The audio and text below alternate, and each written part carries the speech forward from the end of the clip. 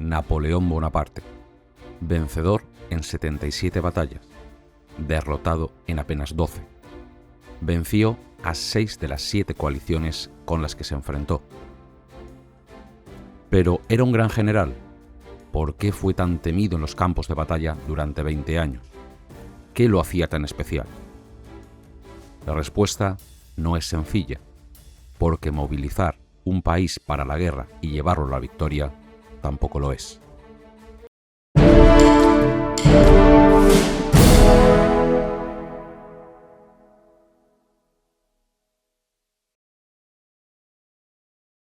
¿Fue Napoleón Bonaparte un genio militar innato, tocado por una varita mágica al nacer?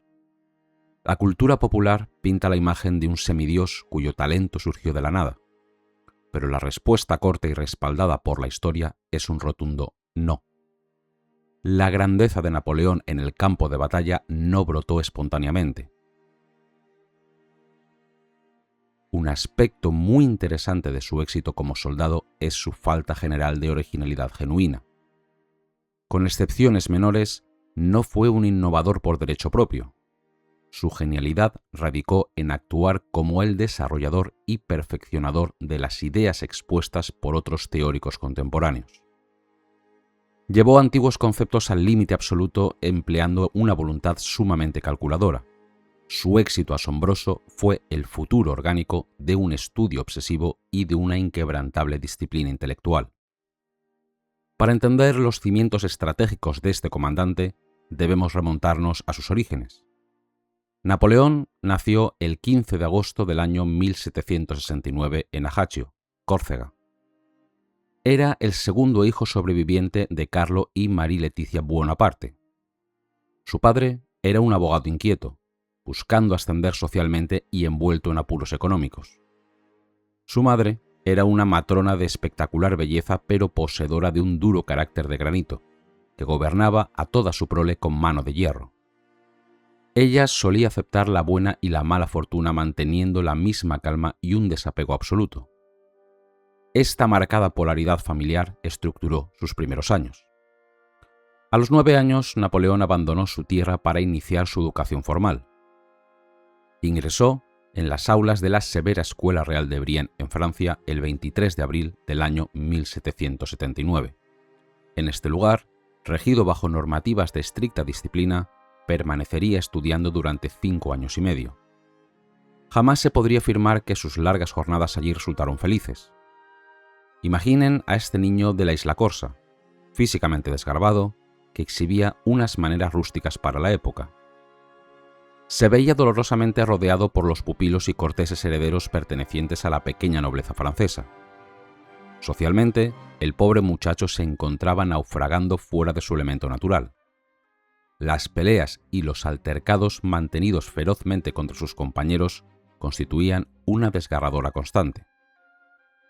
Estos condiscípulos se burlaban continua y despiadadamente de sus supuestos orígenes humildes, de su francés titubeante y de su inconfundible acento isleño cerrado. Lo apodaban empleando el mote de «la paille au nez», que significa «la paja en la nariz», una mofa repetitiva nacida por la manera en que pronunciaba su propio nombre. Esta profunda soledad engendró irrevocablemente 2 rasgos sumamente particulares en Napoleón: un devorador amor por el estudio de los libros y un apasionado orgullo patriótico alimentado por su natal Córcega. Al verse obligado a replegarse sobre sí mismo, encontró su mejor consuelo refugiándose en el estudio riguroso. De todas las materias impartidas, las que más le gustaban era la ciencia de las matemáticas y la historia. Pasaba incontables horas leyendo meticulosamente cada libro relevante que cayera en sus manos. Además, esta inmensa adversidad padecida a temprana edad fomentó en el joven cadete una innegable cualidad crucial para el éxito militar: el talento para el liderazgo de tropas. Con la intención de defenderse organizadamente de las inmerecidas burlas cotidianas, el astuto niño corso fue ganando paulatinamente una paradójica e inversa popularidad. Lentamente, terminó siendo aceptado de forma respetuosa como el indiscutible líder no oficial por sus propios compañeros de curso. Un hecho verídico que ejemplifica tempranamente esta peculiar situación ocurrió durante un invierno local que resultó ser especialmente duro. Durante aquellas gélidas jornadas diseñó y construyó personalmente una elaborada serie de intrincadas fortificaciones empleando paredes hechas de nieve compactada. Desde el interior de esa misma fortaleza helada, él y su grupo de fervientes seguidores salieron con inusitada audacia para infligir exitosamente una derrota definitiva y calculada directamente contra los estudiantes mayores. Sus innegables capacidades prácticas y organizativas ya estaban comenzando a emerger visiblemente en el patio de recreo de la escuela.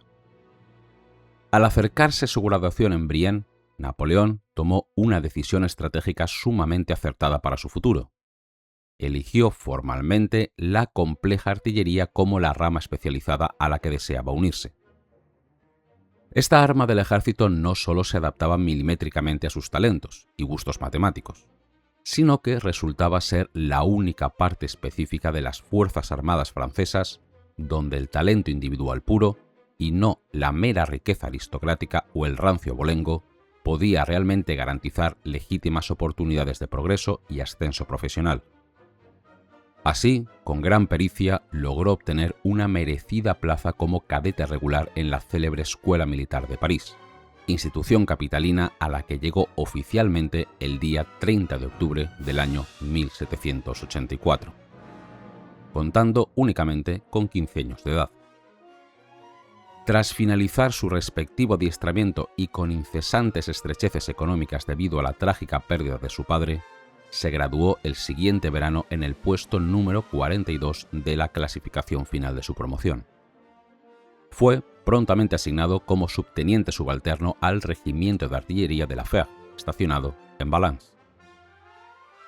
Pero el verdadero momento fundacional de su propia forja intelectual bélica y el intenso crisol académico de adiestramiento donde realmente nació la doctrina táctica del futuro emperador, llegó a principios del mes de junio de 1788. El diligente subteniente Napoleón viajó raudamente a la localidad de Auxonne para reincorporarse de lleno a su unidad.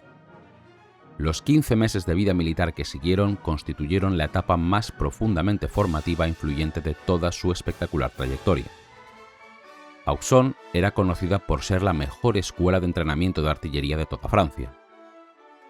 En este ambiente intelectualmente propicio, el ávido y joven oficial aprovechaba de manera intensiva la excepcionalmente bien surtida biblioteca de la Academia Táctica, usándola como alimento para nutrir sus insaciables apetitos mentales orientados a la guerra.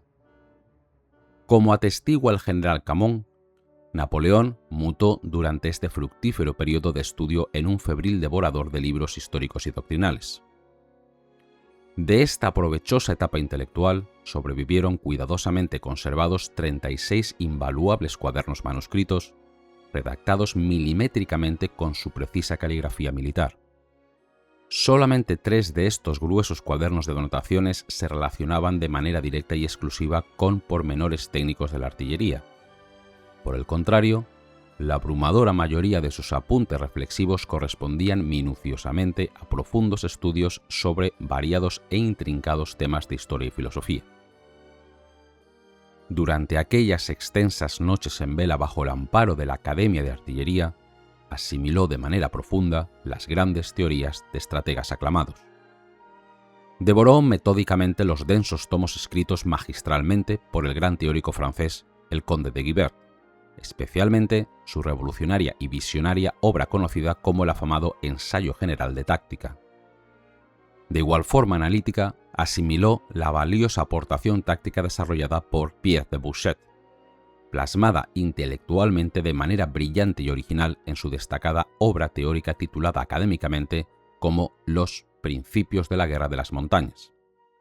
Estos autores de la época sembraron y cimentaron en la febril mente juvenil de Napoleón todos y cada uno de los conceptos organizativos primarios que conformarían la totalidad absoluta de las exitosas, fulgurantes y arrolladoras campañas bélicas militares francesas de los años posteriores. Fue precisamente entre las austeras paredes de Auxonne, rodeado en reclusión por manuales y documentos tácticos del pasado, donde realmente comenzó a transformarse para siempre en el amo absoluto del moderno arte de la guerra. Para conquistar un continente se necesita un instrumento, una herramienta de un poder destructivo y una agilidad sin precedentes.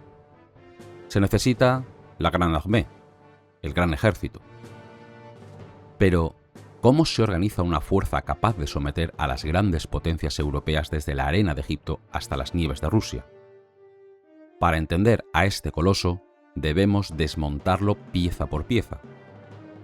Imaginemos el ejército napoleónico no como una masa amorfa de hombres armados, sino como un inmenso y sofisticado mecanismo de relojería donde cada engranaje, desde el más gigantesco hasta el más minúsculo, tenía un propósito vital y perfectamente definido. El primer gran secreto de la organización napoleónica, y quizás su innovación estructural más letal, fue el sistema de cuerpos de ejército, conocido en francés como el Corps d'Armée. Antes de Napoleón, los ejércitos solían moverse como una sola masa torpe y pesada, atados a lentas caravanas de suministros. Era como intentar maniobrar con un castillo de piedra. Napoleón y sus predecesores revolucionarios cambiaron esto drásticamente. Dividieron el inmenso ejército nacional en ejércitos en miniatura, totalmente independientes. Cada cuerpo de ejército era, en esencia, una fuerza armada completa y autónoma que contaba con entre 15.000 y 30.000 hombres. Lo fascinante de esta estructura es que cada uno de estos cuerpos poseía su propia división de infantería, sus propias brigadas de caballería para explorar y perseguir, su propia artillería de campaña para demoler las líneas enemigas y su propio estado mayor con ingenieros, médicos y personal de logística. Estaban al mando de un mariscal del imperio o de un general de división de máxima confianza.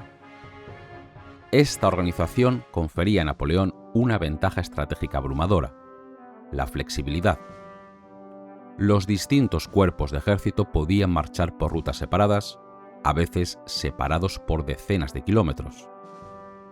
Esto resolvía el gran problema de la logística, pues al marchar dispersos, los soldados podían vivir sobre el terreno, forrajeando y requisando alimentos en un área mucho más amplia, moviéndose a una velocidad que dejaba atónitos a sus enemigos.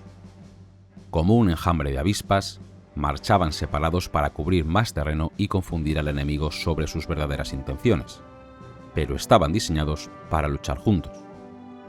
Si un cuerpo de ejército chocaba inesperadamente con la fuerza principal enemiga, su composición de infantería, caballería y artillería le permitía defenderse y resistir en completa soledad durante al menos un día entero, tiempo suficiente para que los demás cuerpos, alertados por el tronar de los cañones, convergieran rápidamente hacia el campo de batalla y aplastaran al adversario.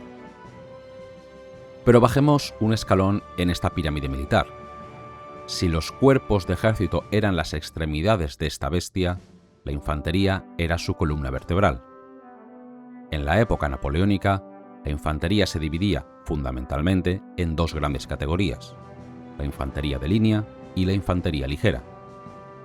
La infantería de línea era la fuerza de choque principal, la masa contundente que decidía el destino de los imperios.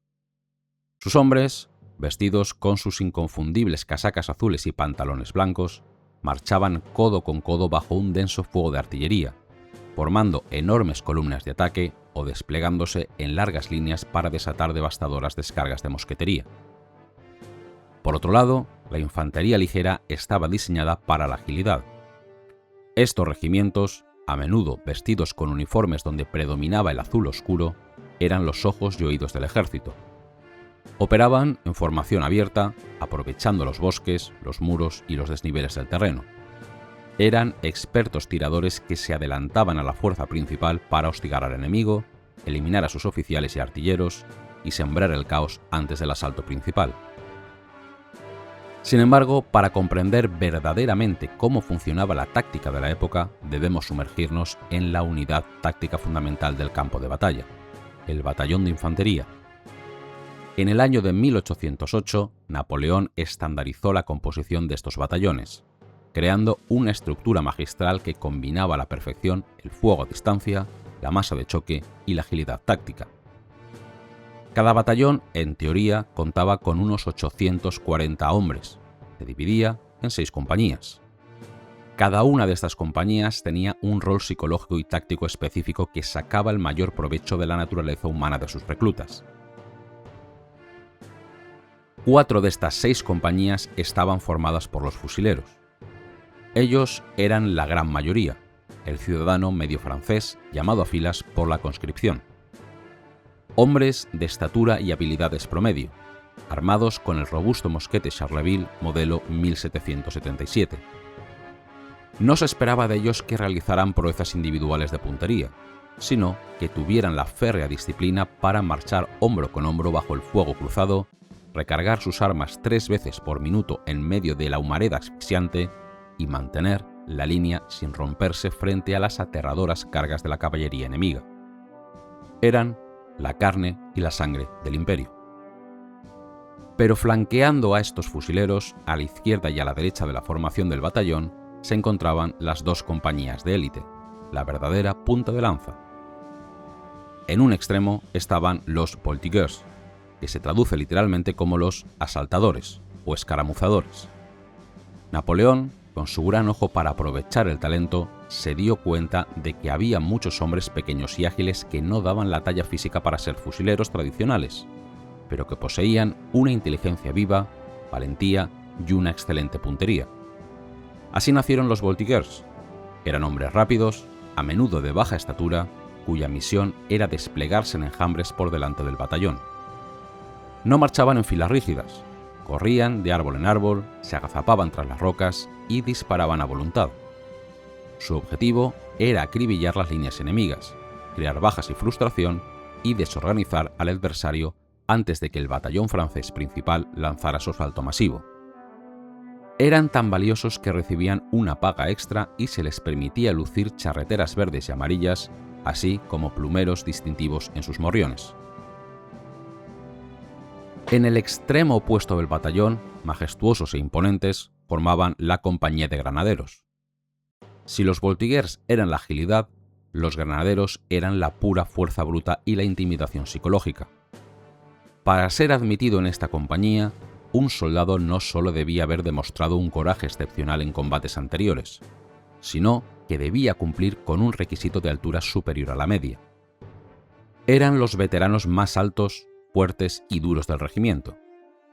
Frecuentemente lucían imponentes bigotes, que eran obligatorios por reglamento para darles un aspecto aún más feroz, y además llevaban charreteras de color rojo sangre.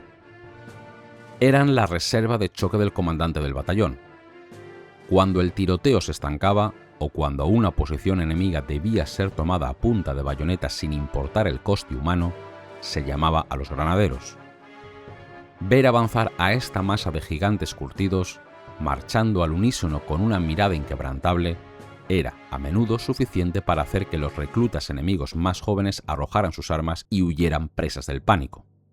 Finalmente, ninguna exploración del ejército de la época napoleónica estaría completa sin hablar de la joya de la corona, el guardián personal del emperador y la fuerza militar más temida de su época, la Guardia Imperial. Lo que comenzó en los albores del reinado de Napoleón como una modesta guardia pretoriana de escolta personal, compuesta por un puñado de miles de veteranos devotos, fue creciendo con los años hasta convertirse en un mastodóntico ejército dentro del ejército. La Guardia Imperial llegó a tener su propia infantería, su propia caballería pesada y ligera y su propia y devastadora artillería. Se dividió con el tiempo en la Joven Guardia, la Guardia Media y, por supuesto, la legendaria Vieja Guardia. Pertenecer a la Vieja Guardia era el máximo honor al que podía aspirar un soldado francés. Exigía años de servicio intachable, participación en múltiples campañas y prueba del valor en combate.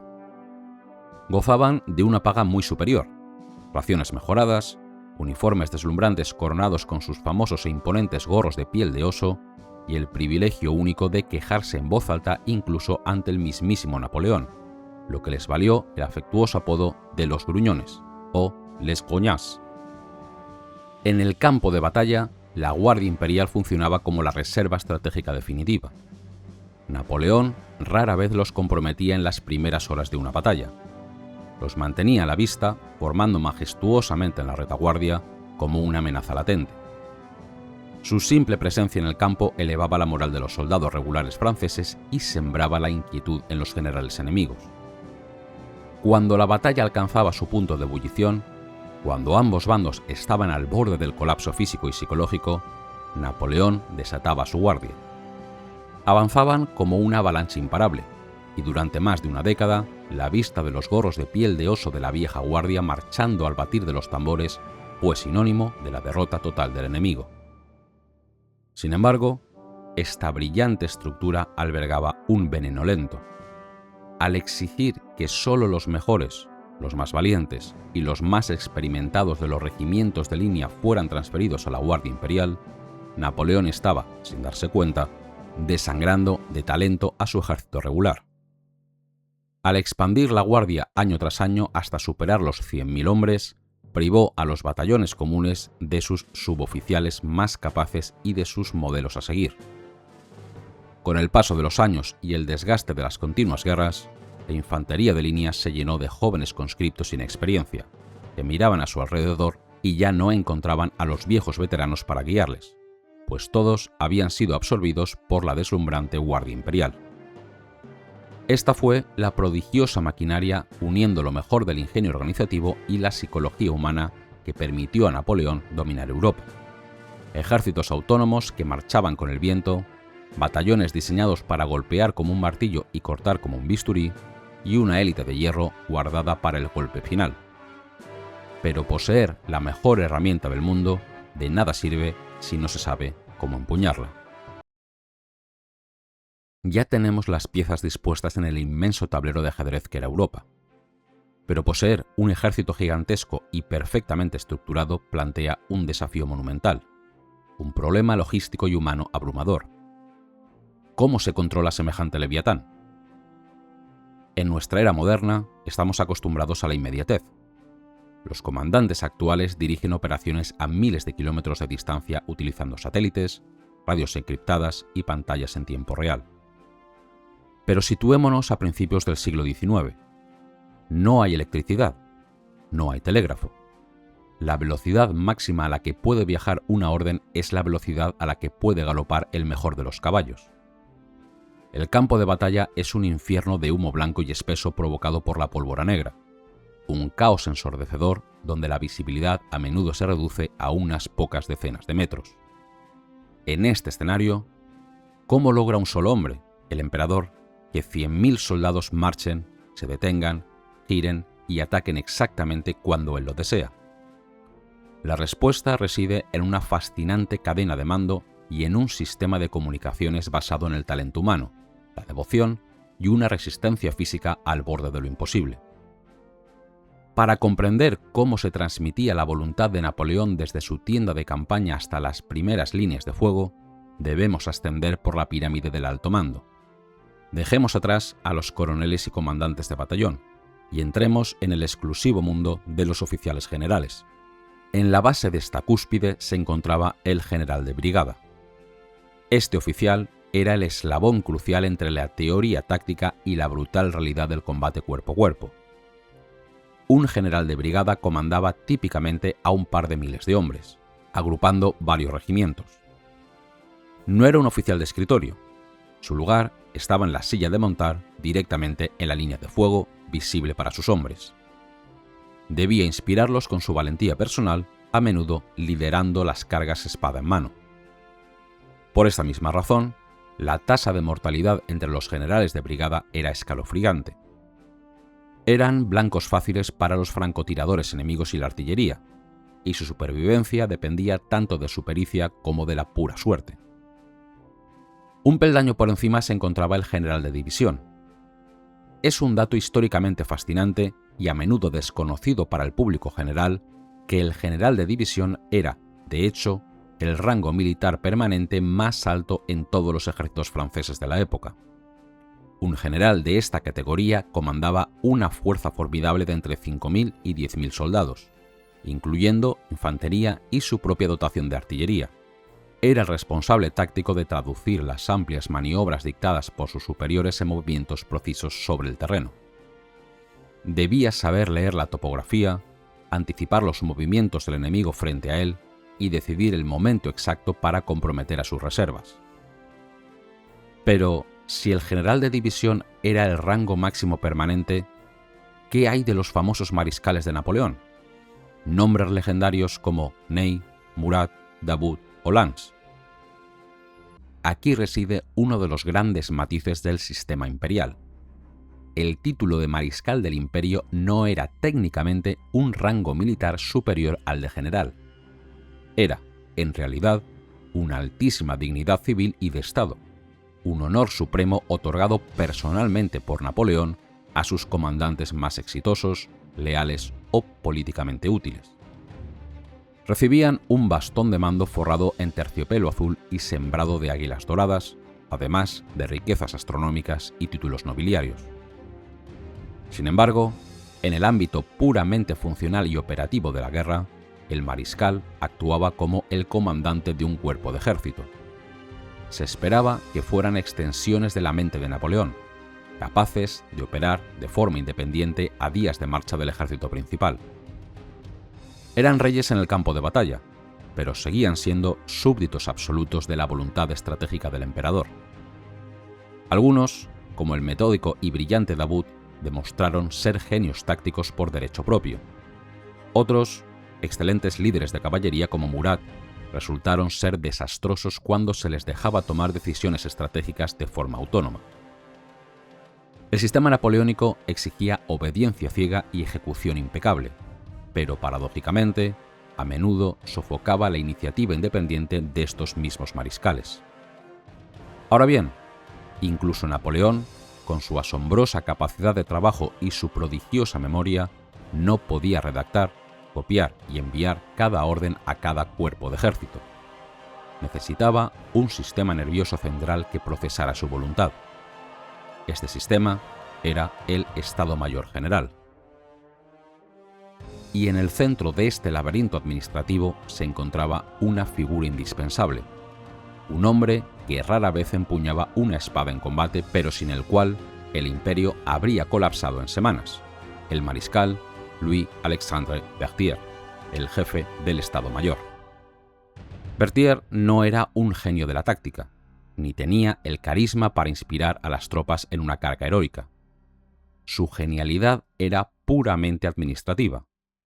Era capaz de comprender instantáneamente los murmullos, los apuntes rápidos y las instrucciones a media voz que Napoleón emitía mientras caminaba de un lado a otro en su tienda a las 2 de la madrugada. Berthier traducía esa voluntad imperial en órdenes de marcha detalladas, claras y sin ambigüedades. El Estado Mayor que Berthier dirigía era una maravilla de la eficiencia burocrática moderna aplicada a la destrucción sistemática del enemigo. Estaba dividido en varios departamentos altamente especializados. Había jefes de Estado Mayor adjuntos y decenas de asistentes que se dividían minuciosamente la gestión de cada detalle mundano pero vital: el alojamiento de las tropas, la seguridad de los campamentos, la logística de las raciones de pan y pólvora y el trazado matemático de las rutas de marcha. Dentro de este entramado destacaba de forma suprema el departamento topográfico.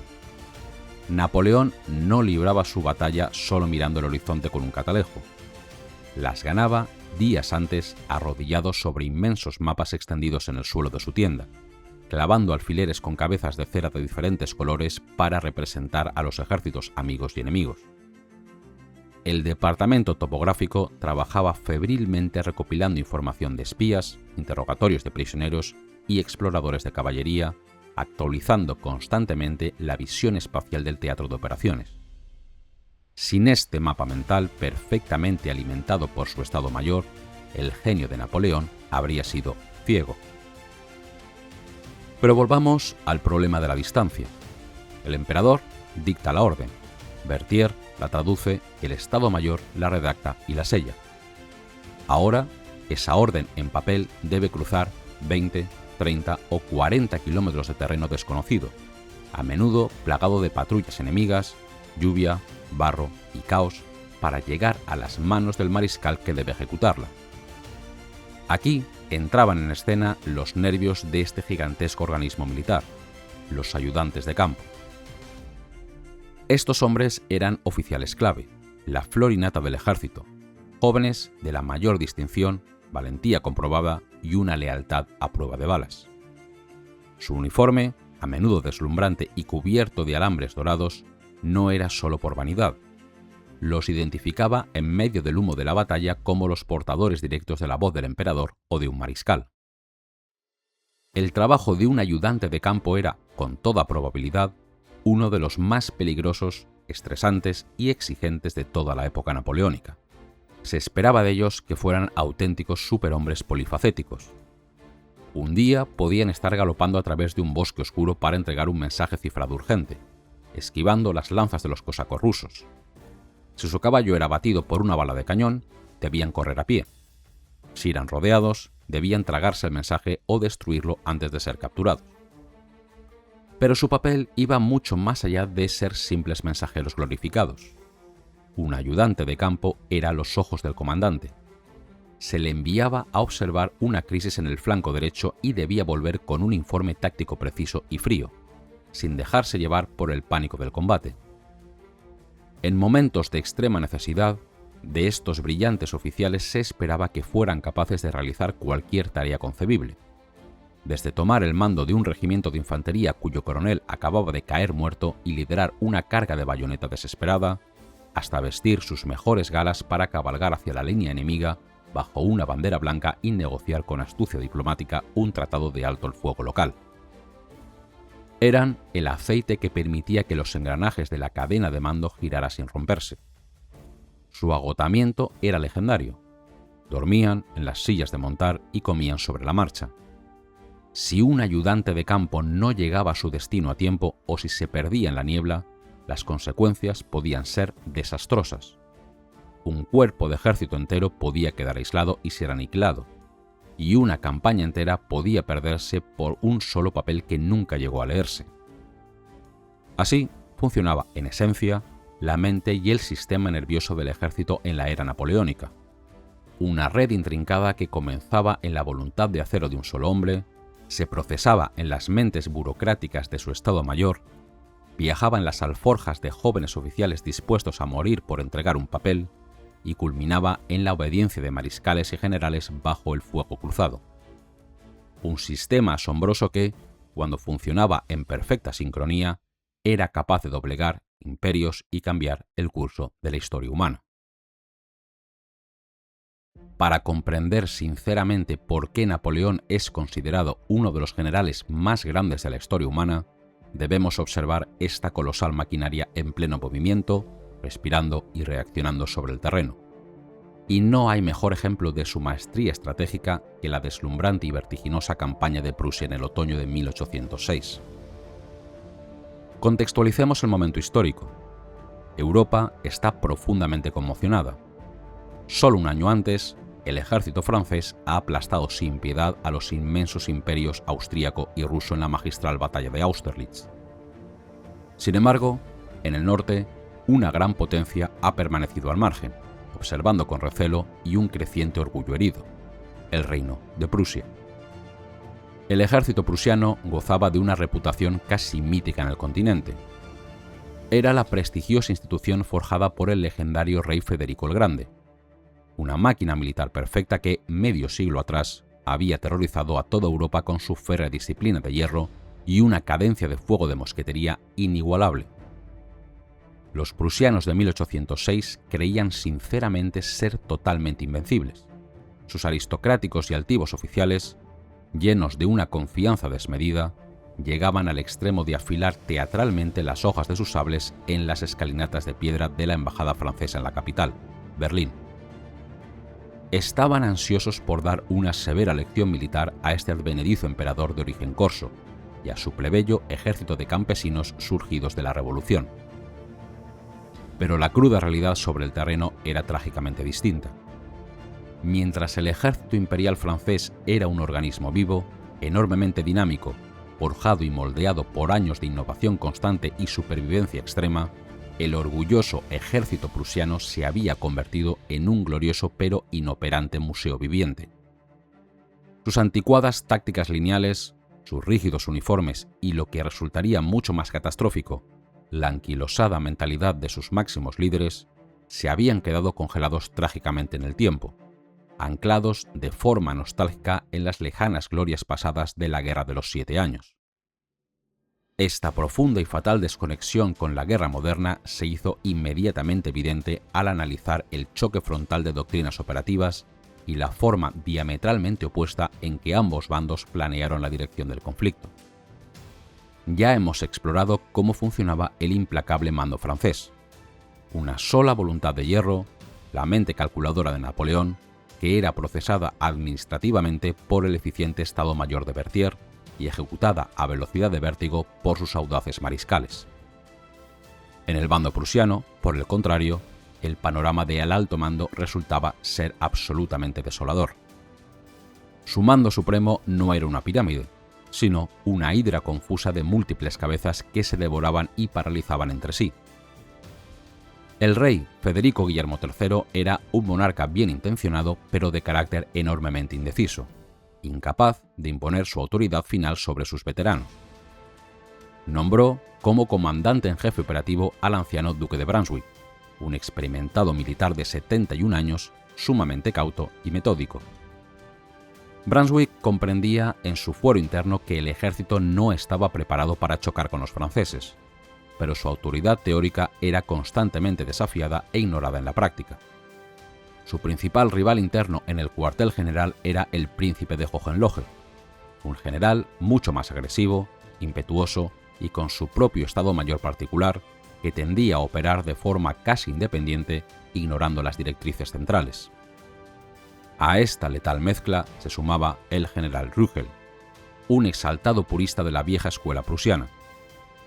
En lugar de trazar de forma unánime el plan estratégico claro y dedicarse a ejecutarlo con vigor, este fracturado alto mando prusiano pasaba los valiosos días previos al conflicto celebrando interminables e inútiles consejos de guerra.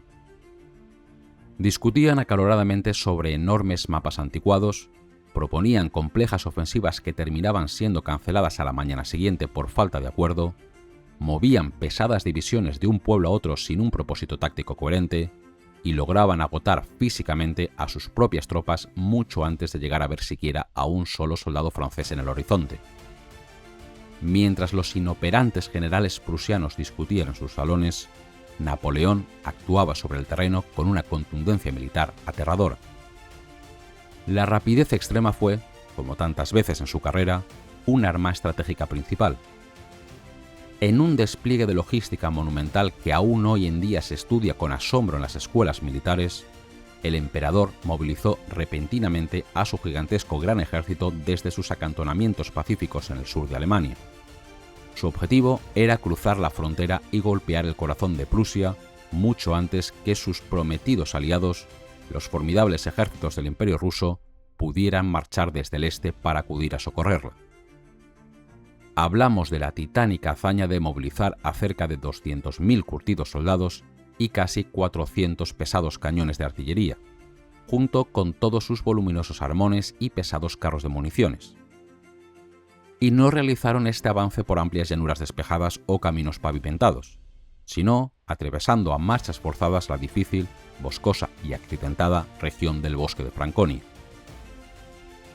En apenas 13 dramáticos días, esta inmensa y disciplinada marea humana logró recorrer más de 300 kilómetros. Fue un milagro organizativo y logístico, posible única y exclusivamente gracias al innovador sistema de cuerpos de ejército.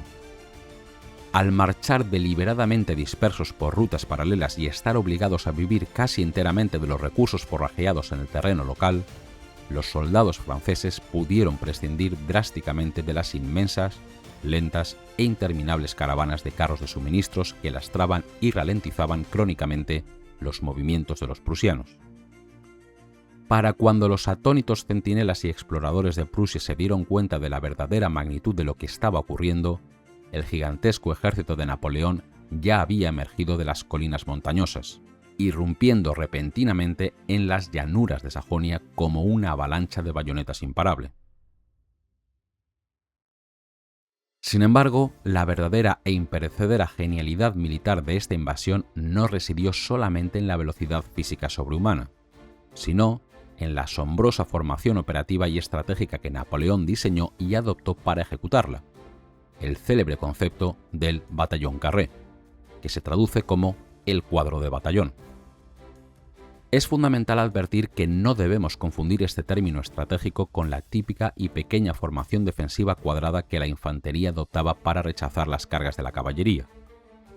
En el gran nivel operativo del año 1806, el batallón carré era un concepto masivo de marcha táctica. Imaginen visualmente a más de 120.000 hombres armados marchando, no en una sola y larguísima línea frágil que pudiera romperse, ni en una columna densa e interminable que tardaría días en desplegarse, sino agrupados estratégicamente en un gigantesco rombo o diamante móvil que cubría un enorme frente de varios kilómetros cuadrados en el mapa. En la punta delantera de este colosal diamante marchaba audazmente la vanguardia, a menudo liderada por la intrépida caballería de Murat. Su crucial misión inicial era explorar el terreno desconocido, cegar a las patrullas exploradoras enemigas y fijar el primer contacto de combate. A unas cuantas horas o incluso una jornada corta de marcha por detrás de ellos, conformando el vértice izquierdo del rombo, avanzaban poderosos cuerpos de ejército bajo las órdenes de mariscales leales. Formando el vértice derecho, exactamente a la misma altura pero utilizando rutas secundarias paralelas, avanzaban a buen ritmo otros pesados cuerpos de ejército. Y cerrando esta impecable figura geométrica, resguardada en el vértice trasero inferior, marchaba la fuerte reserva general, comandada directamente por la atenta mirada del propio emperador, junto con las invencibles formaciones de la temible Guardia Imperial. ¿Por qué esta masiva formación en diamante constituía una obra maestra definitiva del arte de la guerra moderna? Simplemente porque eliminaba de raíz uno de los mayores miedos psicológicos y tácticos de cualquier general al mando: el peligro mortal de ser sorprendido y atacado por el flanco mientras el ejército se encuentra extendido en orden de marcha. Con la adopción del batallón carré, Napoleón podía avanzar ciegamente hacia lo desconocido, envuelto por completo en la densa niebla de la guerra, pero gozando de la seguridad operativa absoluta de que, sin importar desde qué maldita dirección aparecieran súbitamente el ejército enemigo, su fuerza estaba perfectamente preparada para defenderse, envolver y aniquilar al atacante sin necesidad de reestructurar sus líneas. Observemos cómo funcionaba exactamente este infalible mecanismo de relojería. Si la avanzada francesa chocaba repentina y frontalmente contra la masa principal del ejército prusiano, se detenía de inmediato y pasaba a adoptar una fiera postura defensiva, actuando estratégicamente como un pesado yunque. Su trabajo era retener al enemigo en un sitio mediante un combate encarnizado, sabiendo a ciencia cierta que no estaba luchando sola. Rápidamente, con órdenes precisas transmitidas a lomos de caballo por los veloces y agotados ayudantes de campo, el enorme cuerpo de ejército situado a la izquierda y el situado a la derecha aceleraban el paso de sus tropas y basculaban lentamente hacia el centro, como si fueran dos pesadas puertas de roble que se cierran violentamente sobre sus bisagras. En cuestión de unas pocas horas, estos cuerpos frescos aparecían por los desprotegidos flancos o por la misma retaguardia del ejército enemigo, actuando con la fuerza de un martillo aplastante, mientras la reserva central llegaba impoluta para el definitivo golpe de gracia en el centro. Pero, ¿qué ocurría si la inteligencia fallaba miserablemente y el inmenso ejército prusiano lanzaba un ataque sorpresa devastador impactando por el lado derecho de la ruta de marcha francesa? La genialidad intrínseca del diamante respondía sin inmutarse ante el peligro.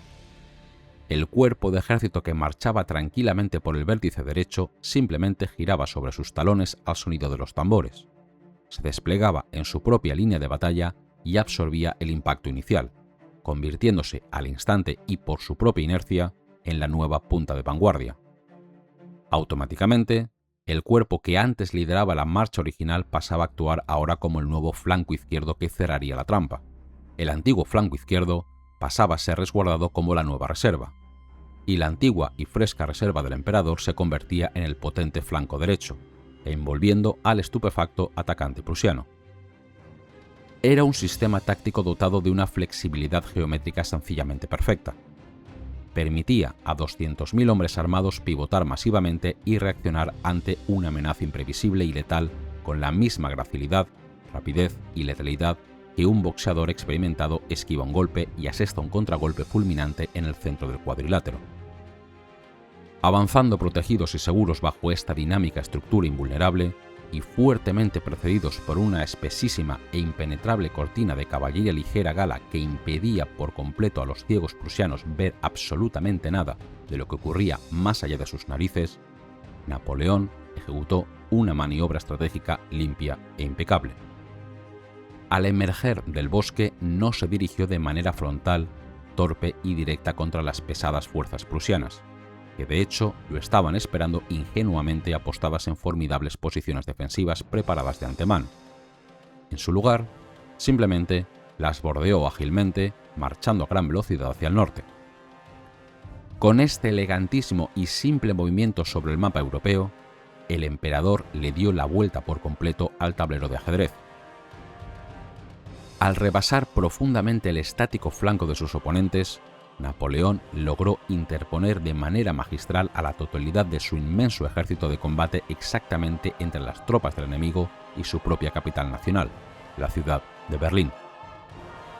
Y lo que resultaba operativamente aún peor y más dramático, cortó de un solo y limpio tajo estratégico las vitales líneas de suministro logístico y las rutas de comunicación que mantenían con vida, alimentado y pertrechado al ya exhausto ejército del duque de Brunswick. Cuando el anciano y profundamente indeciso alto mando prusiano finalmente logró comprender, a través del velo de su propia incompetencia, la abrumadora magnitud del desastre posicional en el que se encontraban inmersos, el más absoluto pánico cundió de inmediato entre los antes orgullosos oficiales de sus filas. Descubrieron con horror que ya no podían quedarse simplemente a esperar cómodamente sentados en sus seguros campamentos, y no por la altiva y gloriosa victoria militar que habían soñado en los elitistas salones de Berlín, sino por la simple y cruda supervivencia de sus soldados. Se vieron forzados a dar media vuelta apresuradamente de la peor manera posible e intentar abrirse paso a la fuerza, atacando de frente a través de las sólidas y preparadas formaciones francesas, en un intento desesperado por salvar su propia capital de ser saqueada y, fundamentalmente, para evitar perecer de hambre al haber perdido sus bases. Mediante esta inmaculada campaña de marchas, Napoleón había logrado materializar el sueño táctico supremo de todo comandante en la historia militar: obligar a su enemigo a tener que combatir en las peores condiciones logísticas y psicológicas posibles, exactamente en el momento temporal que él mismo había elegido cuidadosamente y sobre el intrincado terreno que sus cañones ya dominaban. En esencia, había ganado la guerra a nivel estratégico de forma magistral y total antes de que la infantería llegara a disparar de forma masiva el primer y sangriento mosquetazo. La indomable voluntad de hierro de un solo hombre, sumada a la asombrosa agilidad de su burocracia militar y a la abrumadora brillantez táctica del batallón Carré, habían logrado acorralar sin escapatoria a los herederos del mismísimo Federico el Grande. Todas y cada una de las piezas estaban finalmente colocadas en su sitio definitivo. El choque de titanes era ya absolutamente inevitable. Al amanecer del día 14 de octubre de 1806, los densos y pesados bancos de niebla matinal cubrían los húmedos campos de la región de Turingia, anunciando de forma lúgubre no una sola, sino dos descomunales batallas simultáneas que cambiarían radicalmente la faz geopolítica de Europa. Imaginen la escena. Es la madrugada del 14 de octubre.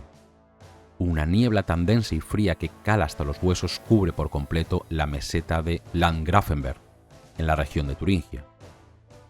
Durante toda la noche anterior, en un esfuerzo físico sobrehumano que desafía la lógica, los soldados franceses han arrastrado a pulso sus pesados cañones por los escarpados senderos de la montaña para posicionarlos en lo alto de la meseta.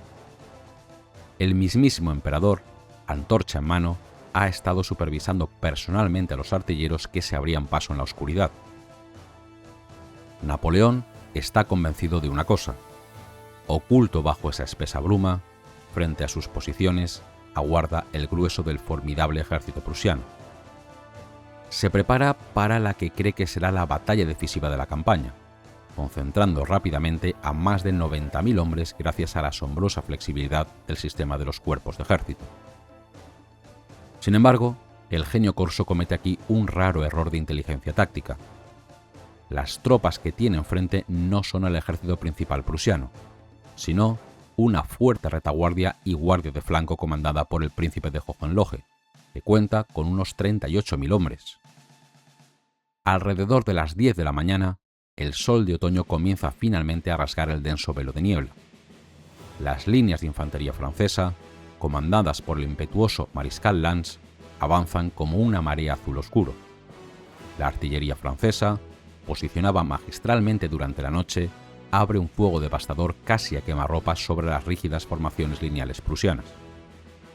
La batalla de Jena es un testimonio brutal de la superioridad táctica gala. Los voltigeurs franceses se infiltran ágilmente por los bosques y aldeas, acribillando a los estáticos oficiales prusianos, mientras la infantería de línea avanza incesablemente. Es aquí donde vemos el factor humano del mando napoleónico en todo su esplendor y riesgo. El mariscal Ney, siempre sediento de gloria, lanza un ataque prematuro e imprudente por el centro, quedando peligrosamente aislado y rodeado por la caballería enemiga. Lejos de entrar en pánico, el sistema reacciona. Napoleón ordena a Lannes y a la caballería que acudan al rescate, estabilizando la línea y reanudando el implacable avance. Para las primeras horas de la tarde, la abrumadora superioridad numérica y la táctica francesa terminan por fracturar el espíritu prusiano. Es el momento del golpe de gracia. Napoleón desata a su caballería pesada y ligera bajo el mando del extravagante y letal mariscal Joachim Murat.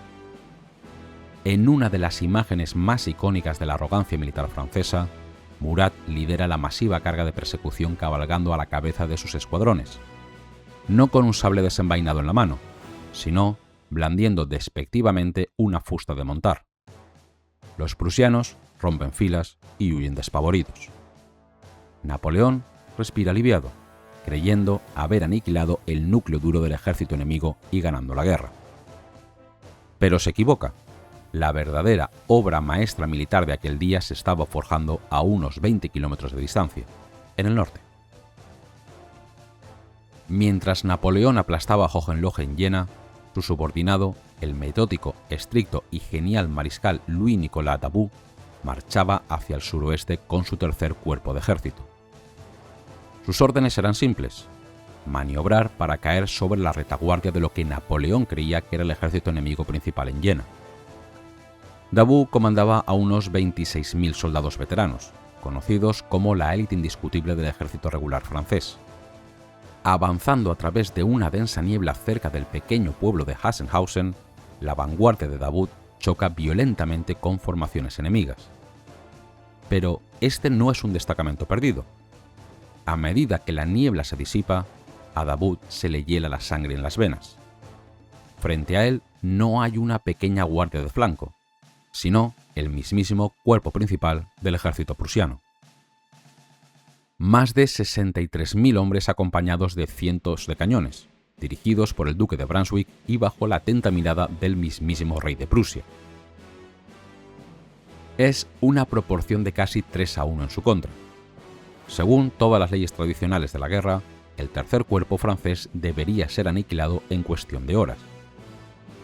Es precisamente en este momento de máxima crisis donde el inmenso valor de la organización napoleónica demuestra por qué cambió el mundo. El tercer cuerpo no es una simple brigada asustada, es un mini ejército completamente autónomo, diseñado mental y logísticamente para luchar y sobrevivir en solitario. Davout, haciendo gala de unos nervios de acero, despliega inmediatamente a su infantería ocupando las aldeas y formando una red de irreductibles cuadros defensivos que se apoyan mutuamente mediante el fuego cruzado. Los prusianos, confiados en su apabullante superioridad numérica, lanzan oleada tras oleada de furiosas cargas de caballería masiva dirigidas por el célebre y fiero general Blücher. Chocarán contra los erizados bosques de bayonetas francesas de los batallones en cuadro. Los disciplinados mosqueteros franceses, aguardan estoicamente bajo la lluvia de artillería enemiga, esperando a que los jinetes estén apenas a 20 pasos para desatar descargas a bocajarro que masacran los caballos y jinetes prusianos. Entonces se produce el instante que sella el destino de Prusia. Tratando de organizar un asalto frontal coordinado, el anciano comandante en jefe prusiano, el duque de Brunswick, recibe un disparo de mosquete directo en el rostro que le destroza ambos ojos. Caerá mortalmente herido. El alto mando prusiano era un monstruo de muchas cabezas plagado de indecisiones. Al caer Brunswick, la frágil cadena de mando se desintegra por completo. El rey de Prusia, presente en el campo pero falto de determinación táctica, no asume el control firme. Los prusianos, a pesar de seguir doblando en número a los franceses, paralizan sus ataques masivos y se limitan a combates fragmentados y sin coordinación. Davout, el genio táctico, huele la vacilación. A media tarde, al notar el agotamiento y el colapso moral de las filas enemigas frente a él, hace lo impensable. Ordena a sus exiguas e infatigables tropas pasar a la ofensiva. Con los tambores batiendo a paso de carga, las divisiones francesas avanzan y barren del campo al orgulloso y masivo ejército principal prusiano, logrando una de las mayores hazañas militares de la historia occidental. La perfección de este sistema dependía profundamente de los hombres que lo ejecutaban, y ese día la naturaleza humana también mostró su lado más oscuro. Hubo un hombre que pudo haber cambiado la balanza en Auerstadt, el mariscal Bernadotte, el mando del primer cuerpo de ejército, el cual contaba con alrededor de 20.000 hombres frescos. Bernadotte pasó todo el día 14 de octubre marchando exactamente entre los dos campos de batalla, en las inmediaciones de Dortmund. A su izquierda podía escuchar claramente el rugido atronador de los cañones de Napoleón en Jena. A su derecha escuchaba el desesperado combate por la supervivencia de Davout en Auerstadt. Sin embargo, enarbolando una interpretación maliciosamente rígida, literal y burocrática de unas órdenes ambiguas de marcha, y motivado por una feroz rivalidad y rencor personal hacia Davout, Bernadotte decidió no acudir en apoyo de ninguno de los dos. Sus tropas se pasaron el día deambulando inútilmente sin disparar un solo tiro, mientras sus camaradas sangraban y morían a pocos kilómetros. Al enterarse de esto, la furia de Napoleón fue apocalíptica. Firmó los papeles para someter a Bernadotte a un consejo de guerra que casi con toda seguridad habría terminado frente a un pelotón de fusilamiento, salvándose en el último instante solo por sus lazos familiares indirectos con la propia familia Bonaparte. A pesar de la traición por inacción de Bernadotte, el resultado final del 14 de octubre fue demoledor. Pero Napoleón sabía que derrotar a un ejército en el campo no bastaba. Había que destruirlo para ganar la guerra. La persecución que siguió a Jena y Auerstadt no tiene paralelo en la historia moderna. Durante las 3 semanas siguientes, los cuerpos de ejército franceses, hambrientos pero impulsados por la victoria y una velocidad increíble, persiguieron implacablemente a los restos del ejército prusiano por toda Alemania. Agotados, desmoralizados y sin liderazgo, los orgullosos generales de Federico el Grande fueron capitulando uno tras otro en fortalezas inexpugnables ante el simple toque de trompeta de la vanguardia francesa. El glorioso ejército prusiano, que había sido el terror de Europa durante 50 años, simplemente dejó de existir en un asombroso lapso de 33 días. A la vista de todo lo que hemos dicho hasta ahora, ¿fue Napoleón un buen general? Los hechos históricos exigen una respuesta afirmativa innegable. Sí lo fue, y fue mucho más que bueno. Fue el maestro absoluto de su era. Hemos desmitificado la idea de un talento mágico innato. Su genialidad fue, de hecho, el producto de un intelecto calculador, un estudio obsesivo de la historia militar y una devoradora sed de conocimiento teórico fraguada en su juventud.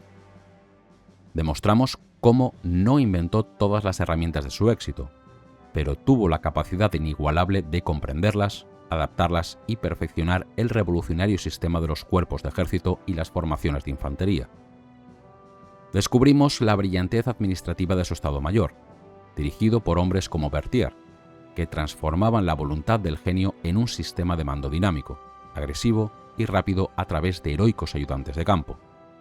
Y finalmente, en la campaña de 1806 y la espectacular doble victoria de Jena y Auerstadt, observamos cómo toda esa teoría estratégica, organización logística y cadena de mando convergió sobre el terreno para someter a imperios enteros a una velocidad que el mundo jamás había imaginado. Napoleón no luchaba la misma guerra que sus contemporáneos. Mientras sus adversarios seguían anclados en el lento formalismo del siglo XVIII, él ejecutaba una visión estratégica despiadada y moderna que asombró y sigue asombrando a la historia humana. Así es como un joven estudioso corso, objeto de burlas en la escuela de Brienne, terminó redibujando el mapa de Europa y ganándose, con total justicia y a sangre y fuego, el derecho de ser llamado, sencillamente, el emperador.